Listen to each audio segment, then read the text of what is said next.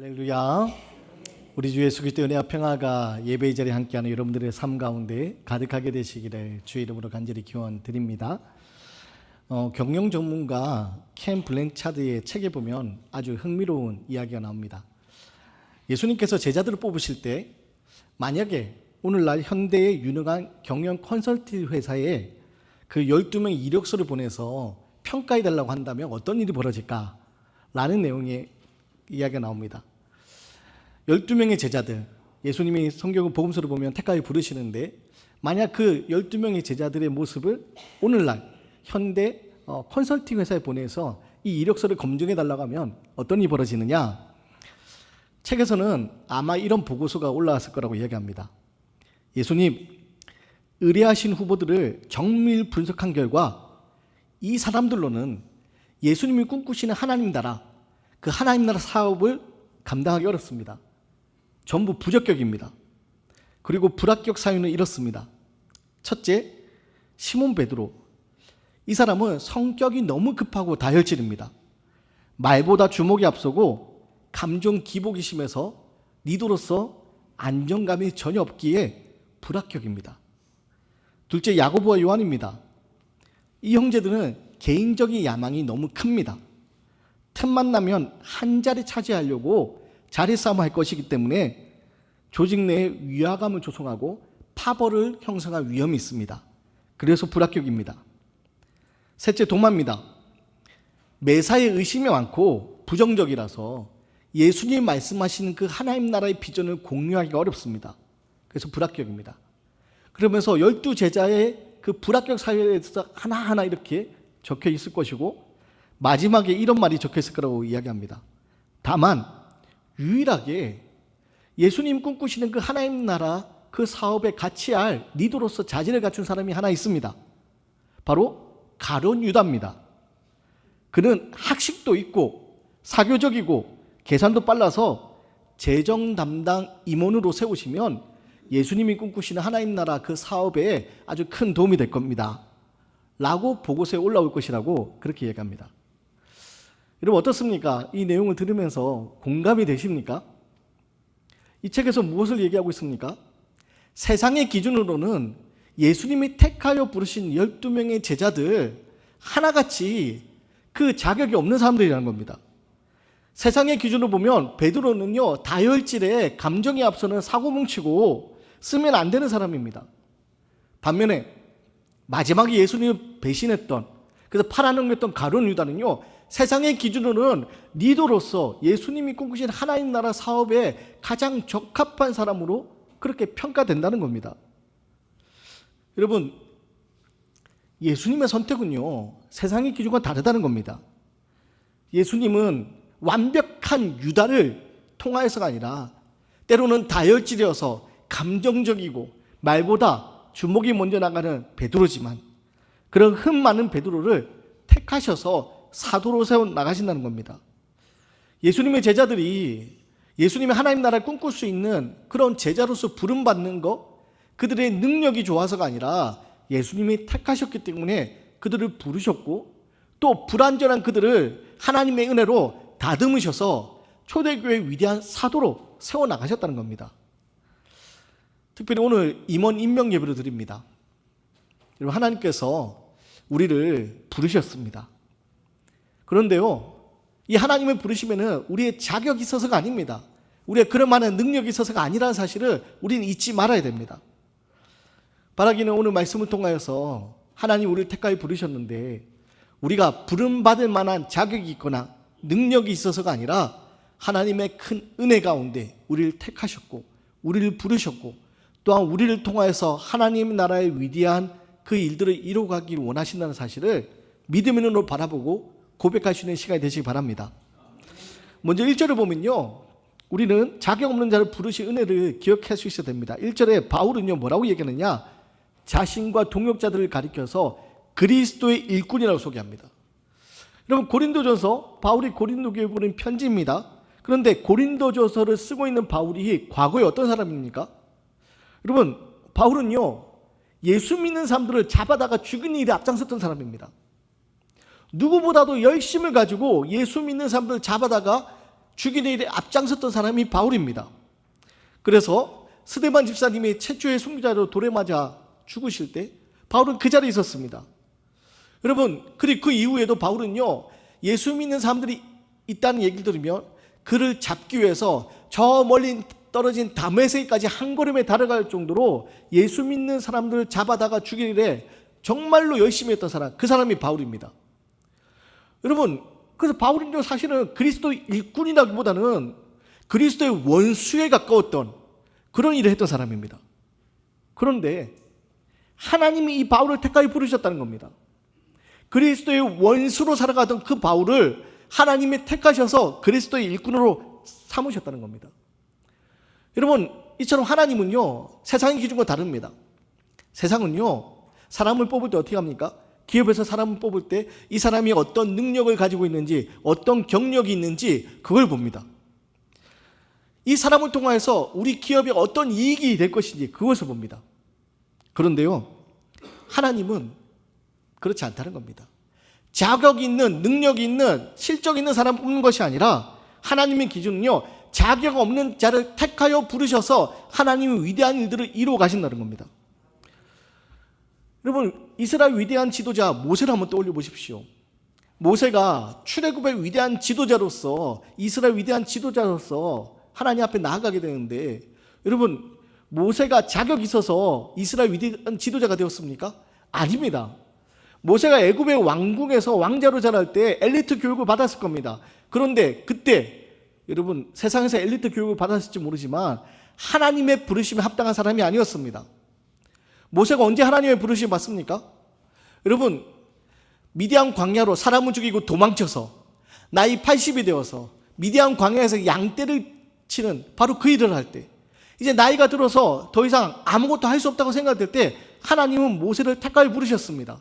그리고 모세를 출애굽의 위대한 지도자로 애굽 앞에 나아가게 하시고, 이 모세를 통하여서 여러분, 출애굽의 위대한 역사를 이루어 가셨습니다. 모세가 능력 있는 사람이어서가 아니라 하나님이 모세를 택하셨기 때문에, 하나님 모세를 부르셨기 때문에 모세는 이스라엘의 위대한 지도자가 됩니다. 여러분, 사사기에 여러분 기드온 용사를 기억하십니까? 여러분, 기드온은 어떤 사람입니까? 우리는 위대한 용사로 기억할지 모르겠지만 기드온은요, 당시 그 미디안 족속이 무서워서 어떻게 하고 있습니까? 숨어서, 포도주 틀에 숨어서 지내던 사람이었습니다. 여러분, 숨어 지내던 사람에게 하나님께서 나타나십니다. 그리고 뭐라고 말씀하십니까? 포도주 틀에 숨어서 몰래 밀을 타작하는 기드온에게 하나님의 사람이, 천사가 나타나서 이야기합니다. 큰 용사요, 큰 용사요. 여러분, 당시 기드온의 모습은 큰 용사와 어울리지 않는 모습입니다. 숨어서, 포도주 틀에 숨어서 밀을 타작하고 있는, 혹시라도 미디안 족속이 침략해 올까봐, 그래서 자기가 수확하던 밀이 다 뺏길까봐 두려움에 숨어 지내던 사람이 기드온입니다. 그런데 하나님은 그 기드온에게 찾아가셔서 큰 용사여라고 말씀해 주시고, 하나님은 기드온을 큰 용사로 살아갈 수 있도록 능력을 주십니다. 여러분, 성경은 우리에게 끊임없이 무엇을 얘기하냐? 하나님의 택함받은 우리들이, 그리스도의 일꾼된 우리들이 능력이 있어서, 자격이 있어서가 아니라 하나님 우리를 택하셨기 때문에 그 일을 감당할 수 있는 힘을 주신다는 겁니다. 그게 바로 성경이 우리에게 주시는 말씀입니다. 특별히 2026년 오늘 임원 임명 예배 드리는데, 여러분, 혹시라도 마음속에 갈등이 있으신 분이 계실지 모릅니다. 새해가 되었지만 여전히 내 모습은 작년과 큰 다를 바 없는 것 같고, 신앙적으로 여전히 옛 모습에 머물러 있는 것 같고, 그래서 하나님의 위대한 일을 감당하기에 나는 부족한 것 같고, 그래서 신앙생활 여전히 제자리 걸음인 것 같고, 아니 오히려 점점 신앙생활이 후퇴하는 것 같고, 성격적으로 모나서 다른 사람과 잘 다투지도 못하는 이런 내가 하나님 어떻게 하나님의 일을 감당할 수 있겠습니까? 오늘 임원 임명 예배 드리는데, 임원 임명 예배에 하나님 어울리는 사람이 있겠지만 저는 그런 사람이 아닌 것 같습니다. 마음속으로 갈등 계신 분 계실지 모르겠습니다. 그런데요, 인간적으로 보면 우리는 자격이 없고 부끄러운 모습이지만, 그렇기 때문에 역설적 우리에겐 자격이 있습니다. 왜냐? 하나님은요, 능력 있는 사람을 통하여서 하나님의 일을 이루어 가시는 것이 아니라 부끄럽다고 생각되고 자격 없다고 생각되는 우리를 택하셔서 우리가 하나님을 의지하면서 하나님의 위대한 일에 동참하기를 원하시기 때문입니다. 여러분, 교회는요, 나의 의로움을, 나의 능력을 드러내는 자리가 아니라 나의 약함을 자랑하는 자리입니다. 나는 이렇게 약하지만, 내가 이렇게 죄 많은 인간이지만 하나님이 나를 택하셔서 은혜를 더해 주시고 죄를 덮어주셔서 나를 하나님이 사용하신다. 바로 나의 약함을 자랑하는 자리가 바로 이 교회입니다. 하나님은요, 완벽한 능력 있는 한 사람을 통하여서 하나님의 일을 이루어가기 원하지 않으십니다. 하나님이 연약한 우리들이 우리의 약함을 고백하면서 나는 약하지만 하나님 우리에게 은혜를 더하셨다고. 그래서 다른 사람들을 볼 때 저 사람은 저걸 할 수 있는 능력이 없는데, 저걸 할 수 없는 사람인데 하나님이 힘주셔서 저희를 해내게 하셨다고. 하나님이 이렇게 위대한 분이라고 하나님을 드러내는 바로 그 모습, 그게 바로 교회가 나타내야 될 모습입니다. 그래서 고린도전서 1장 27절 이렇게 얘기합니다. 하나님께서 세상에 미련한 것들을 택하사 지혜 있는 자들을 부끄럽게 하려 하시려고, 세상에 약한 것들을 택하사 강한 것들을 부끄럽게 하시려고. 여러분, 우리 약한 자들을 택하셔서 세상에 강하다고 하는 사람들을 부끄럽게 하시려고 우리를 택하셨다는 겁니다. 그렇기 때문에 여러분, 자격 없다는 생각에 뒤로 물러나지 마십시오. 자격 없다는 생각에 뒤로 물러나는 것은요, 겸손이 아니라 불신앙이 될 수 있습니다. 자격 없지만, 하나님 나는 자격 없지만 우리를 택하여 주시고 불러주신 그 은혜, 나는 능력이 없지만 하나님 택하여 주시고 불러주신 그 은혜 의지하며 나아갑니다. 여러분, 그게 바로 믿음의 모습입니다. 바라기는 자격 없다고 뒤로 물러서는 그런 모습이 아니라, 하나님 나는 자격이 없지만 하나님께서 택하여 부르셨으니 그 부르심에 믿음으로 나아갑니다. 순종하며 나의 능력을 드러내는 것이 아니라 나의 강하게 하시는 하나님의 은혜를 나타낼 수 있는 저와 여러분의 모습이 되기 원합니다. 그래서 여러분, 하나님은 결코 우리들의 능력을 보시는 것이 아니라 앞으로 우리가 할 가능성을 보시는 분이라는 사실을 기억하시고, 하나님 나는 가진 것이 없습니다. 나는 부족합니다. 그렇지만 하나님 모든 것 주께 맡깁니다. 하나님 나를 통하여서 하나님 위대한 일들을 나타내 보이시옵소서. 기도하며 나아갈 수 있는 믿음의 사람이 되시기를 간절히 기원드립니다.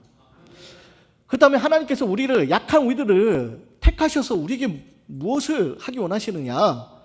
오늘 여러분, 하나님은요 우리에게 하나님의 비밀에 맡기신다 이야기합니다. 우리 1절을 다시 한번 읽어볼 텐데요, 우리 1절 말씀 같이 한번 읽어보겠습니다. 시작.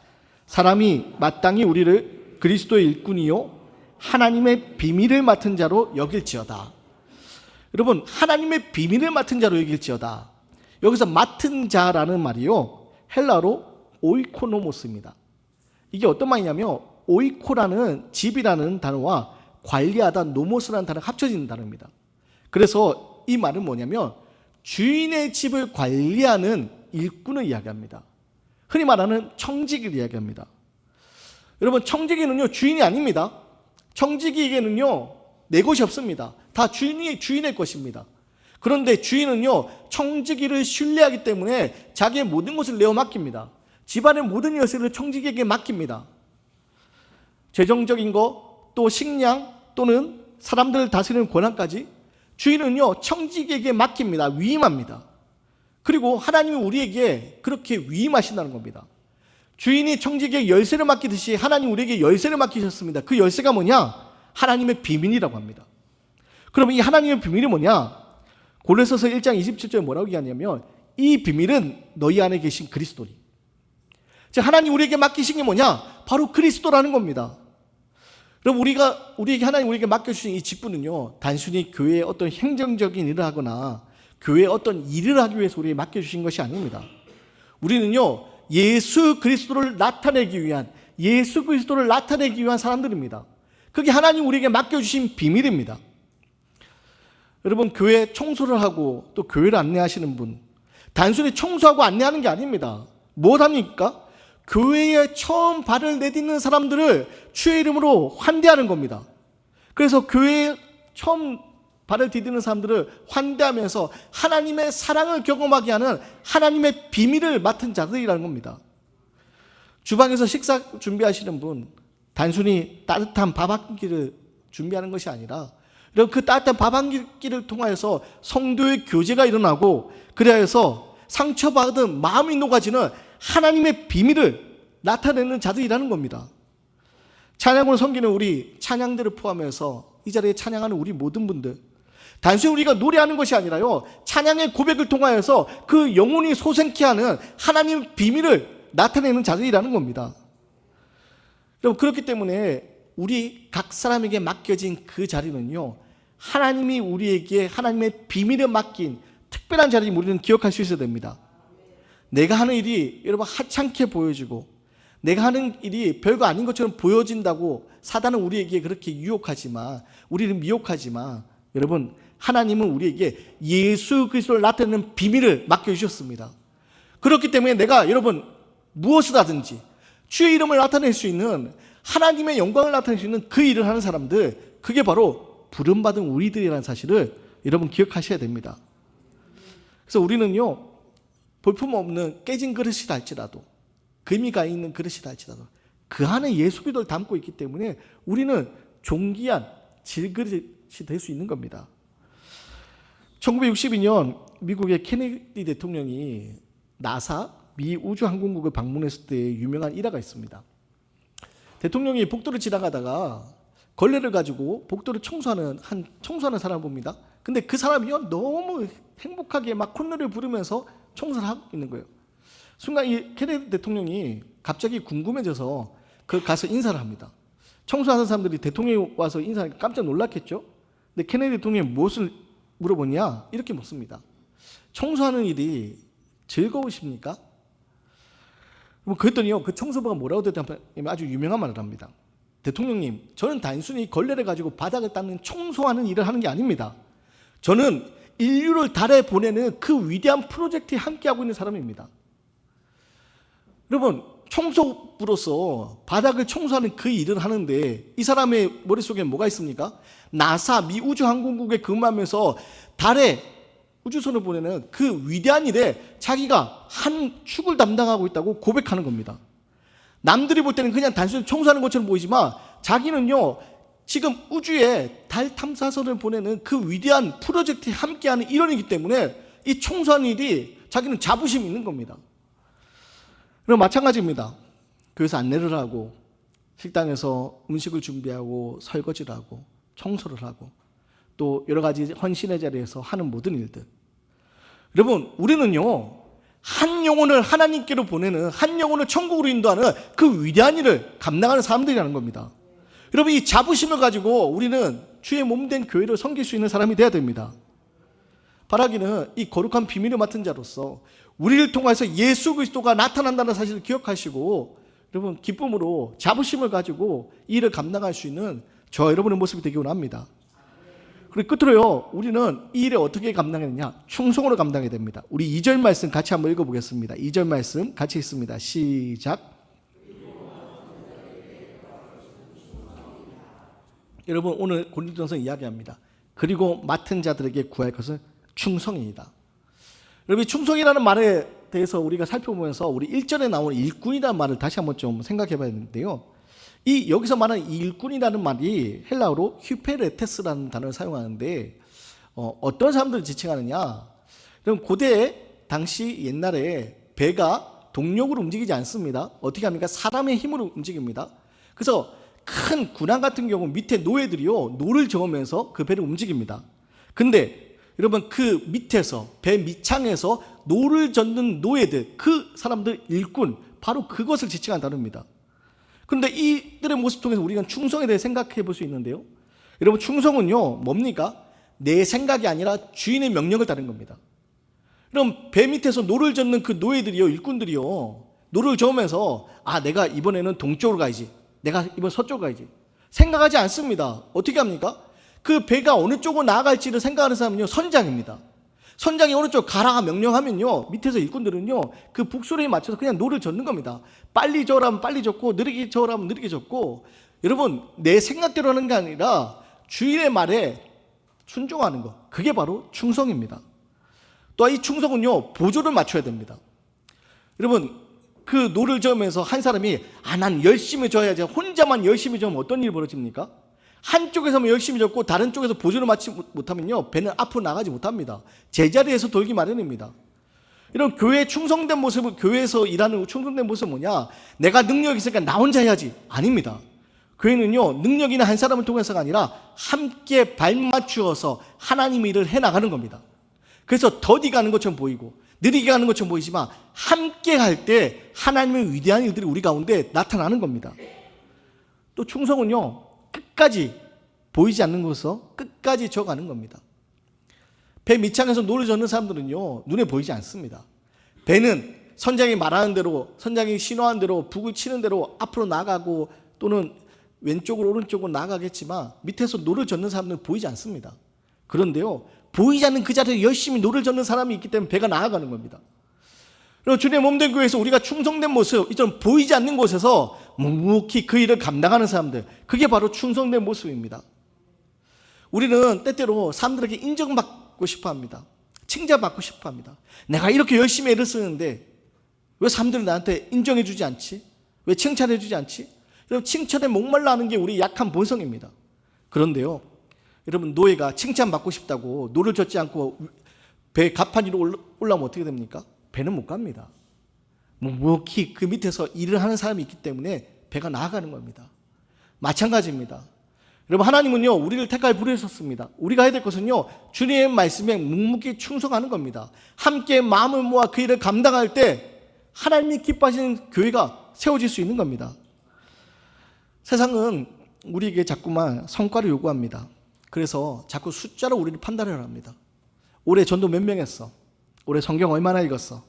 올해 얼마나 봉사했어? 헌신했어? 자꾸 숫자로 우리를 판단을 합니다. 그런데요, 하나님 우리에게 그렇게 얘기하지 않습니다. 하나님은요, 성과로 우리를 판단하지 않습니다. 대신 착하고 충성된 종, 묵묵히 그 자리에서 그 일을 감당하는 사람들을 하나님은 칭찬하시는 겁니다. 바라기는 여러분, 올 한 해 힘든 일이 분명히 있을 겁니다.